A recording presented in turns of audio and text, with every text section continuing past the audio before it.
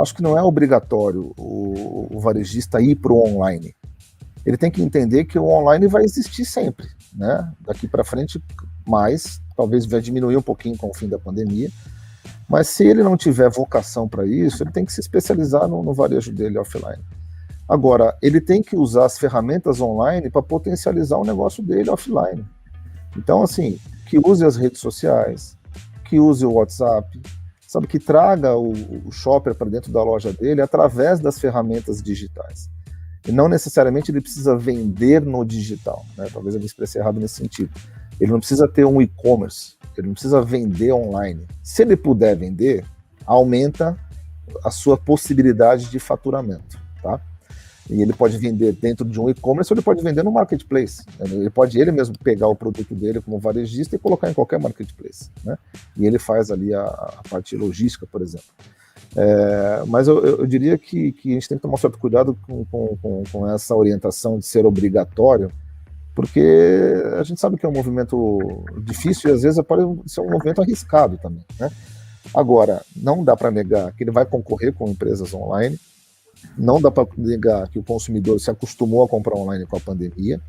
Agora, o que eu deixo como sugestão, e aí o Charles está aqui também até para corroborar com isso, é que existem inúmeras ferramentas no mercado, umas mais caras, outras menos caras, e que faz com que você traga ferramentas digitais, né, que usa a internet, usa o celular, usa o WhatsApp, usa as redes sociais, enfim, e que você traga esse consumidor para dentro da loja, né?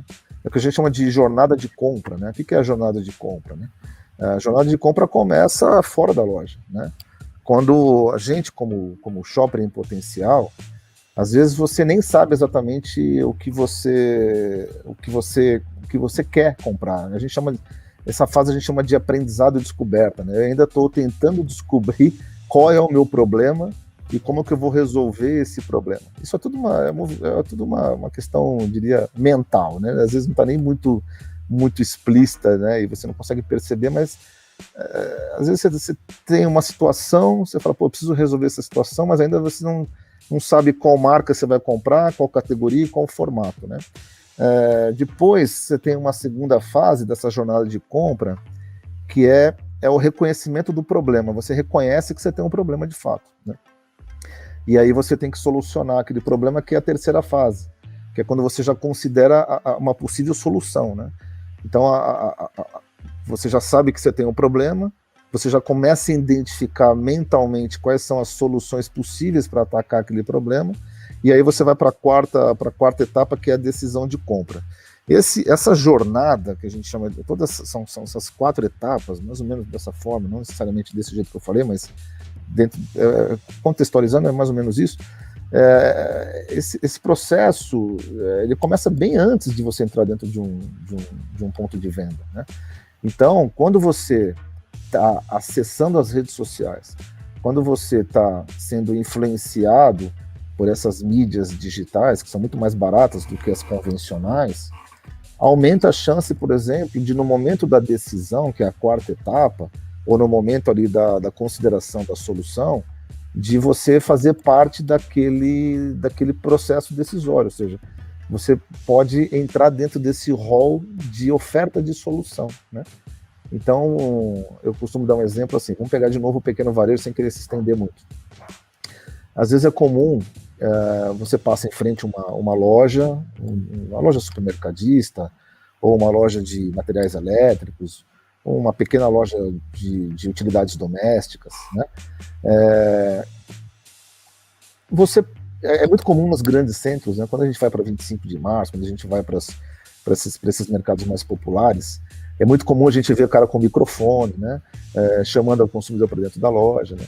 A gente vê, às vezes, o cara vestido de Homem-Aranha, de palhaço, virando cambalhota, às vezes pessoas cantando. Inconscientemente, o que eles estão fazendo? Eles estão tentando trazer o shopper para dentro da loja naquele processo da segunda etapa ali, que é quando o shopper ainda está meio na dúvida o que ele vai comprar e se ele deve comprar ou não. E aí, de repente, ele é impactado por aquilo, fora da loja. Aí ele fala, pô, eu vou olhar, por que não? De repente deve ter umas promoções legais aí. Aí ele entra ali, ele lembra que está precisando de uma camiseta, está precisando de uma calça, está precisando de uma meia, né? Que aí já é a terceira etapa, é a consideração da solução para o problema dele, e ele vai lá e efetua a decisão de compra, né? Então, olha como que é interessante isso tudo, né? Essa jornada, ela começa fora da loja.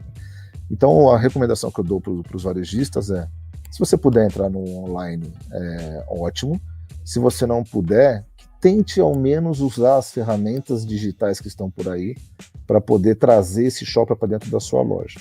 Quanto mais shopper você trouxer para sua loja, mais movimento você vai ter e, naturalmente, você vai aumentar a conversão, né, do seu produto em receita.